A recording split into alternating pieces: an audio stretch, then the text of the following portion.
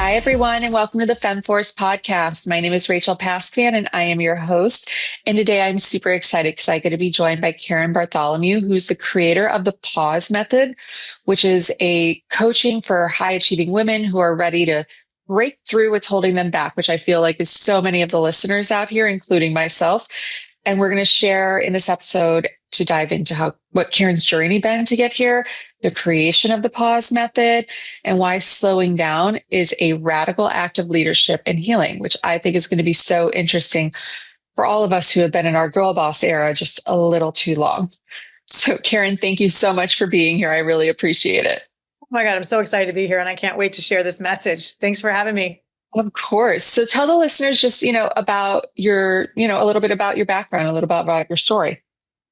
Okay. So, I think as a single mom of 3 small children, I had literally a 6-week-old, a 4-year-old and a 9-year-old. Right. And so, and living in an area where I had no family, I had no friends, I had no, I had moved there because I had gotten married.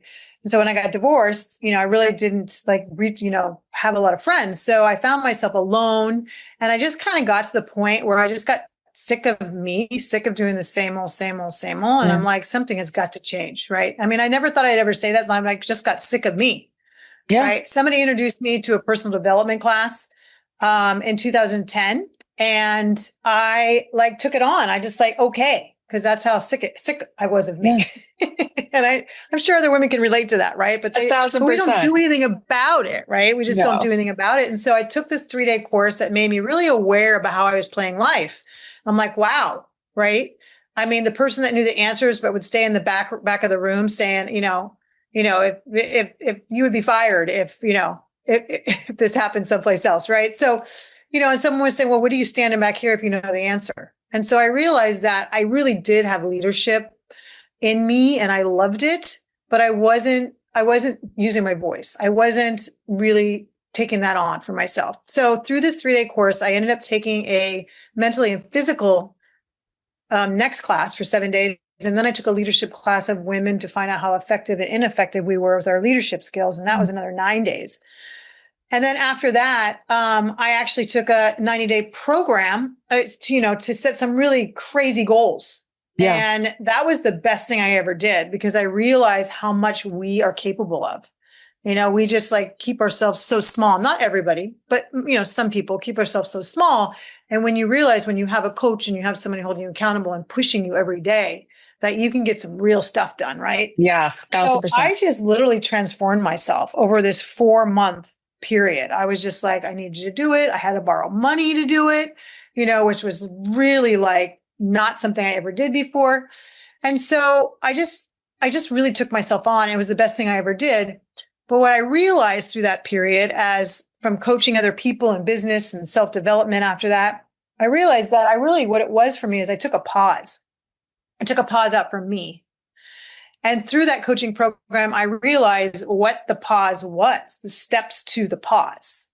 And so I'm I was coaching business development that just coached accountability and sales. And I was coaching over here in personal development, but there was no things that brought the two worlds together that I could see. Someone was really good at this, but not really good at this. Mm-hmm. And so I'm you know what? I'm going to start something that molds the two things together because I love both of them so much.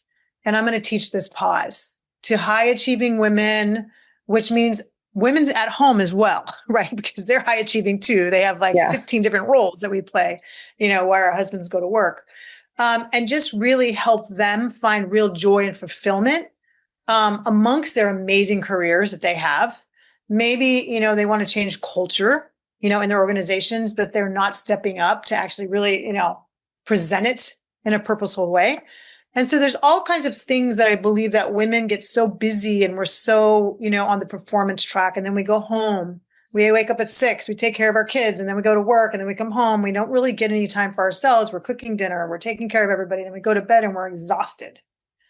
And so my pause method and the coaching is really around helping women to break out of that, right? And have a voice and be heard and be held, in a safe space where they can actually really take risks to burst out of that box and really having somebody support them in taking risks and doing things they really want to do that they've actually put aside, possibly. And that's, I mean, amazing. And how does the process work? Like, what do you help women uncover and like move through? Well, I mean, first of all, I think, I start out by asking a lot of questions because I want to get to really know the woman because everybody has different starting points. And I really want to understand like about as much as I can about them and what they really want to achieve. Because asking the right questions really pulls things out. Like almost like what's some things that you used to do for yourself that brought you pure joy that you actually put on the back burner, right? Or it could be that you were a small child and someone said to stop dreaming and be responsible. Well, that would change our whole world, right? Yeah. In our adult world, if you're bringing that forward, right? So I really ask a lot of questions to get to know the person first. And then we actually put a plan together on the different questions I ask of where do they see? Where's fulfillment? Where's joy? What do you see that you could change in your organization? Right. And we start working on those things with different challenges and like a little accountability and what they can do every week to actually move the needle to go from, point A to point B, C, D. It's not like a huge like jump. It's baby steps because that's how people learn and that's how people actually absorb. And if you have experiential learning, it really sticks with you. I mean, I love that. And I think that so many women have these blocks and like when they're facing them and they're trying to grow. So if you have a program where you're able to like really focus on the individual, that has to be so transformational for the clients that you're working with, I'm sure. Yeah.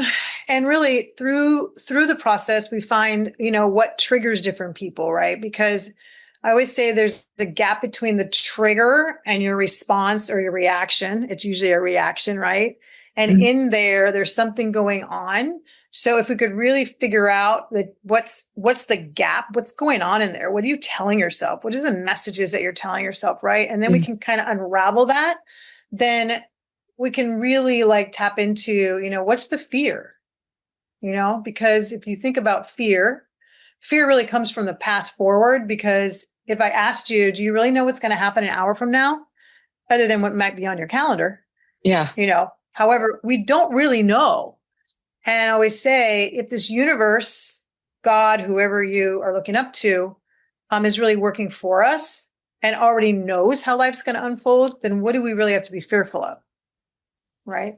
Except what we're bringing forward, right? And then attaching a story. And then how many times has your fear that you've imagined it actually come true? As if you how you imagined it. So it's really like I help women create a new narrative so they don't stay stuck. Yeah. And they can really go after everything they've always wanted. Why do you think fear is such a big blocker for women? Well, because we have messages inside of us, as a small child, one of my things was, I wasn't safe because of just certain things that happened to me. And at a point in time, I brought that forward into my adult world. And so what happens is if you actually feel that and think that, that's what you're attracting. So if I feel like I'm not safe and I brought that forward because of some trauma in my life, right? Typically what's going to happen is I'm going to pick people that are going to make that right, because being right in our brain is we just want to be right, but it costs us so much. It costs us and it costs our families and it costs so much with us. And so if we can figure out why someone doesn't feel safe and then bust that up, because that was before, right? And that's not now. And if I could ask, I even asked myself at the time, do I really feel safe? Well, of course I do. I have a safe home. I have a safe environment. I have a safe neighborhood. I can leave my door, my garage door. I forget to shut it sometimes. My keys are in my car. My car's still there in the morning. I'm like, oh, I did it again. Right. 1,000%. But I mean, for someone who doesn't feel safe, man, I'd be double locking doors and triple locking, and I'd be doing all these things. And oh my gosh, I'm so exhausted just from the ritual I have to go through before I can actually relax and go to sleep. And then at some time I was like, I don't want to go to sleep because I might have, bad dreams. and then have a hard time falling asleep. So there's all kinds of different things that people relate to, but like we really get to the nitty gritty of what that fear is and then kind of bust it up a little bit, right? Because Is that all of our fear comes from our past. that I can totally see? And, so many people, we have such different paths, each of us are so individualized. So I think Yeah. that's something that would be really amazing. What transformation do you most often witness with your clients? Is it the getting over the fear and really understanding themselves more? I think it's really about tapping into the subconscious, like of how we do things on autopilot, because we're obviously programmed from all the people in our lives, right? And then we get out in the real world and we just don't even know who we are anymore because we're a combination of all these things that we've been told, right? Throughout our life. Some of them we take with us that are really good. And some of them, we shouldn't take with us, right? Because it keeps us stuck. So I think my biggest thing with women is really going back and doing a timeline with no judgment or opinions. Just what do you remember, right? Yeah. And and really, take people back to, how did you feel as a child being in that environment, right? And then they can really relate to that. And then it's really like moving forward, of like, if that's not true, how would you show up today? Yeah. And most 1,000%. people And like, can't really articulate that because it's so buried in their subconscious. But what we're doing is we're taking something from the subconscious and make it conscious. And so that you can really like relate to that and your nervous system really can relate to, wow, like if I showed up right now and I was truly safe, that is totally different thing going on in my body and my soul and my mind and everything. Right. yeah. So we take people through that, with the pause method, and you see amazing transformation when people are aware of how they're playing life and the messages and the stories that they tell themselves, because really the stories are made up of words, and we put stories from the words and that's in our mind, but really half the stuff up here isn't true. It's just stories. So if we can help people change the narrative to what's actually true today versus what was back then. And I'm saying I had horrible things happen to me and lots of people did. And I'm not saying that those aren't horrible things. However, like when I look back at the things that happened to me and now where I am today, I can see why I'm where I am today, helping women because of my history. Yeah. My history doesn't define me anymore. It's not my identity. It's something that happened.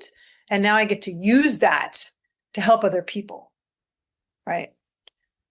No, but what an amazing way to look at it and like kind of redefine the narrative for yourself in it. Yeah. The quote that I usually throw out there is something from Shakespeare that says, nothing is neither good nor bad. It's only thinking that makes it so. So our mind is so powerful to keep us stuck, right? Just suffering because it's easier, right? Because we want to be right in our thinking. But really, if we could just stop for a moment, take a pause and really unravel that stuff, right? Yeah. I always call it's like talking about the real SHIT, right? Yeah. Like what's really, really going on? What are you really pissed off? What are you really frustrated about? What's happening? Right. And then really unraveling that, such that we can actually start that growth and healing process. And so that's where the true magic happens. Yeah. Because, in uncertainty, I always say there is so many possibilities. So I encourage people to be curious, right? Interrogate the stories you tell yourself. Just being so raw. Yeah. Being raw and vulnerable. Like the outcome is usually so positive when you're able to get to that stage, I feel like. Yeah. And that's why I created like my retreats that I do for women. It's a very sacred, safe space for only 15 women. And you'll never see me show people's faces except for the people who do breath work. I'll show them like sometimes with a picture on Instagram with food or something.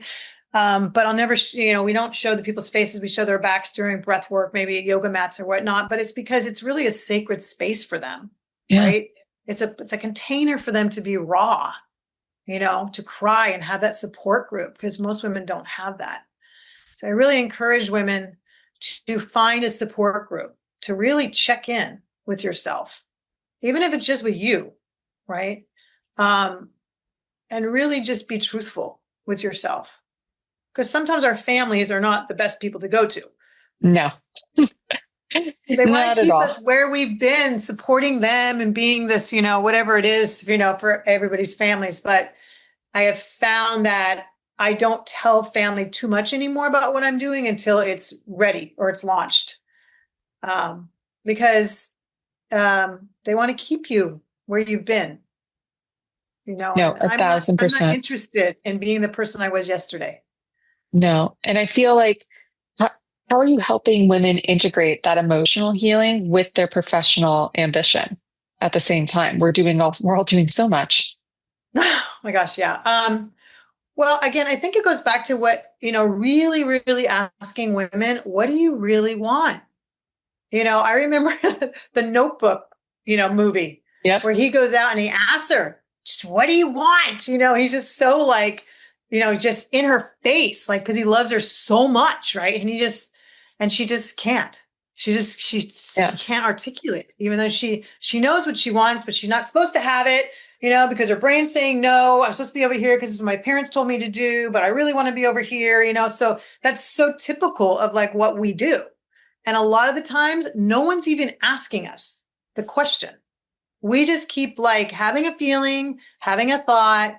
We just push it down like a little whack-a-mole, that stupid game at the fair, right? Like it pops up and you're like, nope, don't have time. Got to be a mom, got to be a counselor, got to be a chef, got to perform at my work. You might be a CEO, a CFO, or whatever. We just don't take 10 minutes during the day to go, what do I need right now to get me through the next 2 hours? Yeah. So what do you do when you need to do that? I've been working on breath work. I think that's like such an important thing, just to like try to center and try to keep working on that. I think that so many of us that are so professional are just like high functioning anxiety girlies here. And it's really hard to like, carve out that time for self care because we're doing all the things. We're working out. We're having the job. We're doing the side hustle. We're trying to date. We're having friendships, healing our gut, like doing all the things that we're supposed to be doing or being told that we're supposed to be doing. And there's just never any time. So just the small act of like taking 5 minutes and like doing some kind of like breath work has been, really good for like lowering my anxiety. Yeah. Yeah. Breath work's amazing, right? I just did Right. some at the retreat, hour of breath work. And, I always share first because it gives the women the Yeah. vulnerability to share.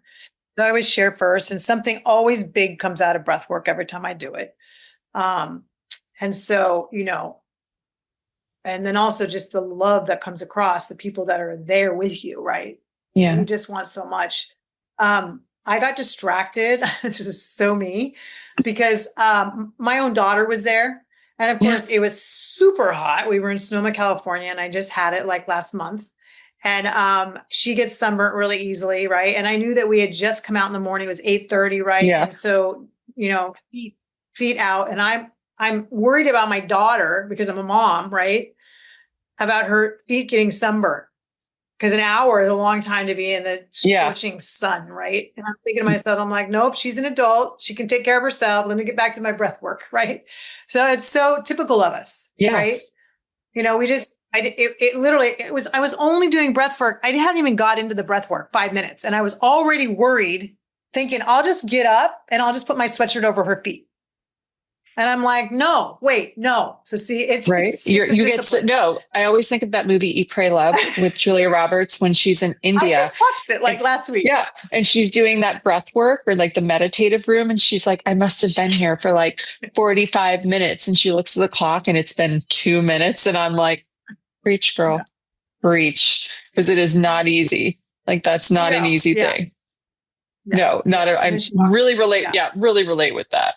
But like slowing down and doing that kind of stuff, you believe is actually one of the most powerful business strategies that you could have. It's one of the most powerful. And so I actually know people that are like CEOs and they actually will just take a 10-minute checkout under their desk. 10 minutes. Shut the door. 10 minutes. It's dark under there, first of all. A little bit darker. I love that. Right?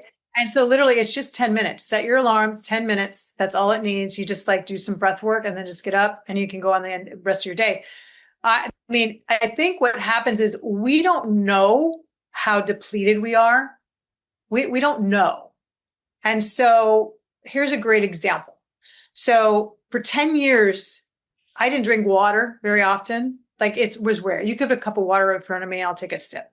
Right. And so I did this for like 10 years. And then I decided one day I was going to get really healthy, and I was just going to take care of me.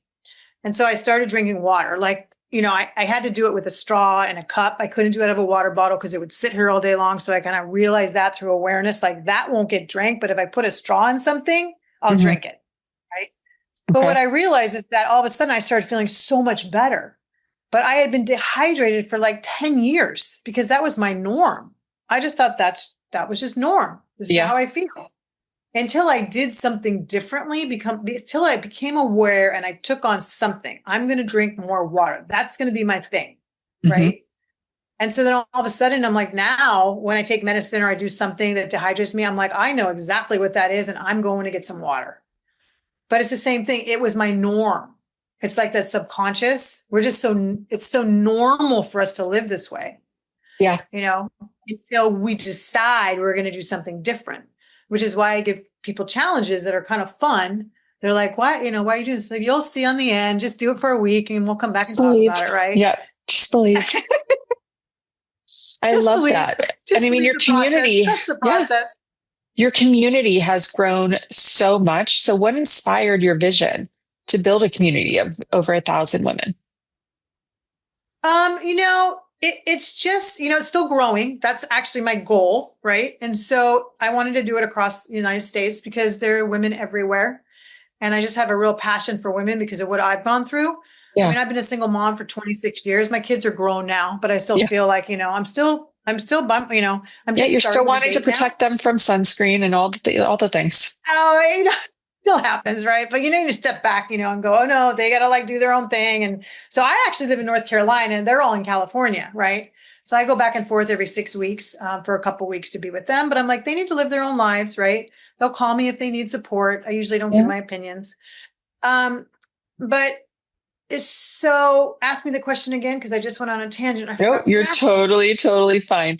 It was what inspired your vision to, build this community of over 1,000 women. Right. So it inspired me because I realized I didn't have community. Okay. I took a pause and looked back and went, wow, when I had community, life looked very different. Now, not the right community, but it was still community. Right. Yeah. So I went on a journey to go, I'm going to create a community for women, and the right community where people, like I had friends that I would talk to thinking that it was sacred conversation and they would repeat it to their husbands. And I'd be like, that's no. Right. You're like, that's not a thing. I mean, then the husband calls and said, oh, I just heard that you said this, blah, blah, blah. And I'm like, totally taken out of context. Let me just let me just tell you what I said. And then it was like, that's not, that's. I shouldn't even be having this conversation. Yeah. No. And the what do you call it? The energy it took, wrong energy. Right. So I really tapped into my energy, what I wanted to bring to women, the community that I really wanted to create across the United States. And so that's kind of how it started. Right. And I have now a CEO coach that's helping me do all that. And so it's really exciting to see all that happen. There's a new program launching called Sanctum. If you follow me on Instagram, I know you'll give all that information, but people can actually see all that transpire.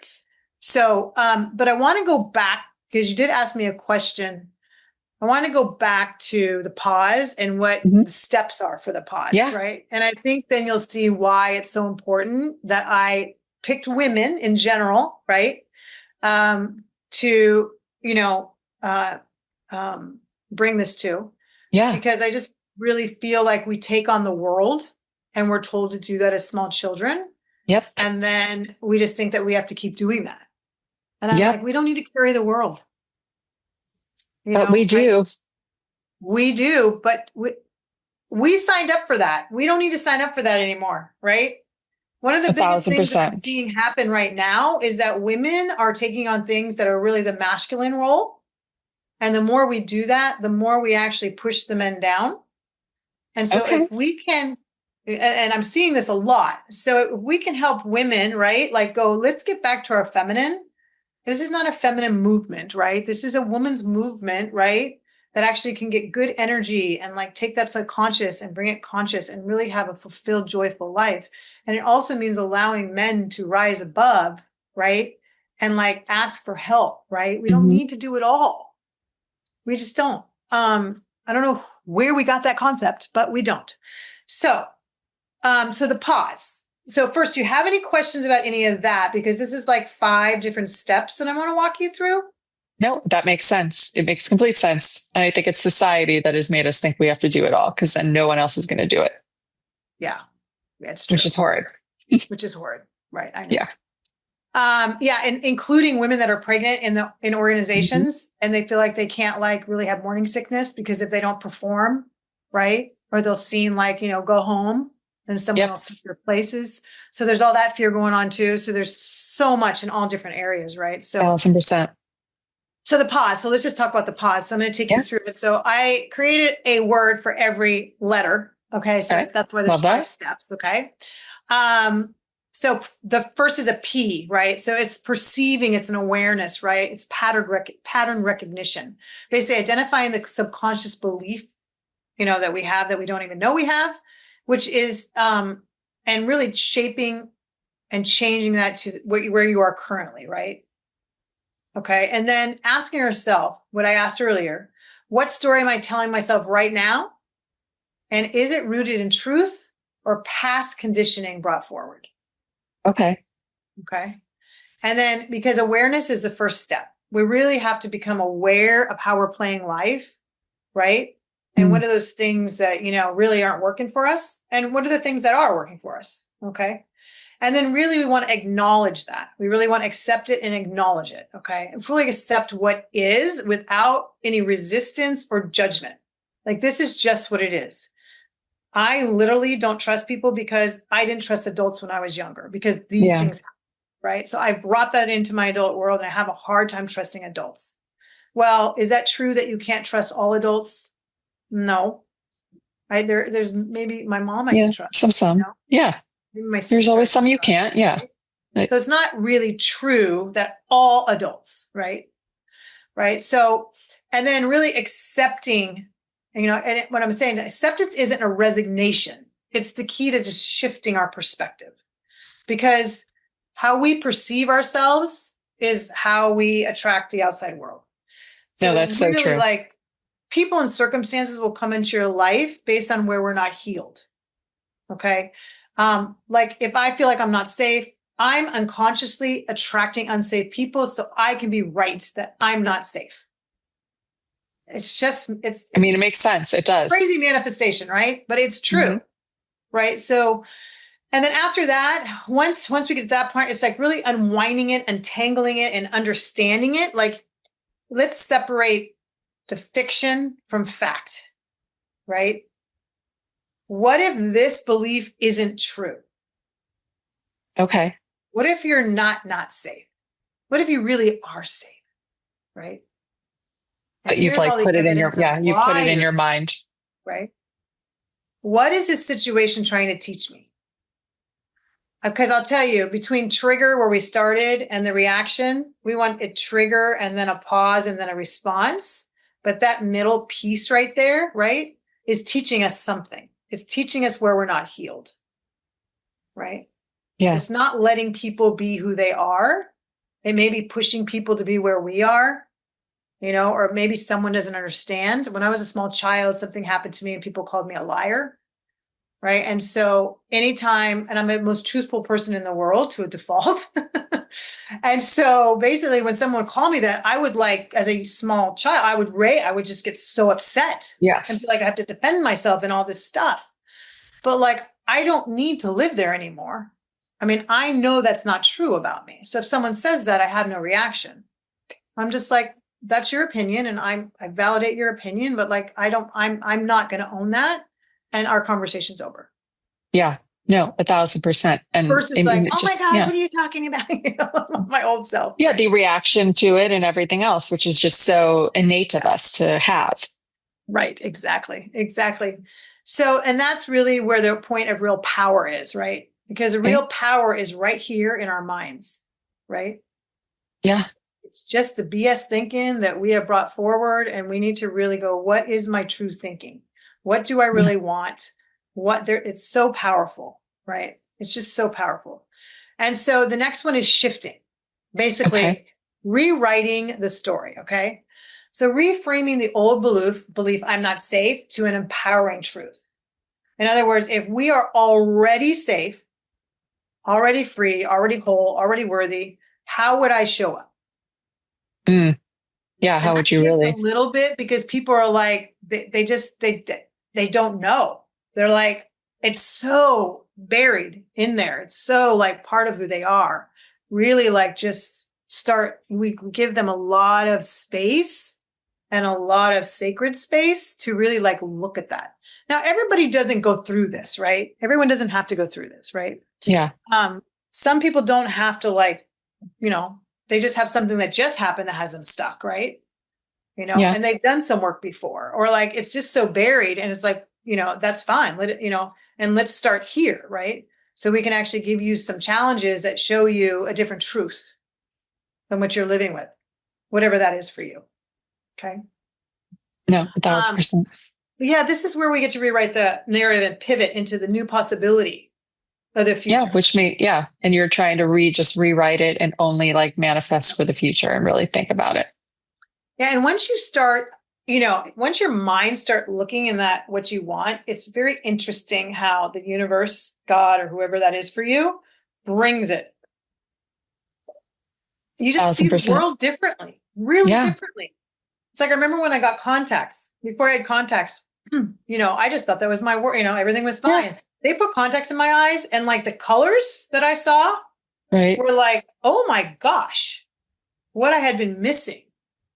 Right. And then also I remember I was in a lot of pain years ago, just from injuries.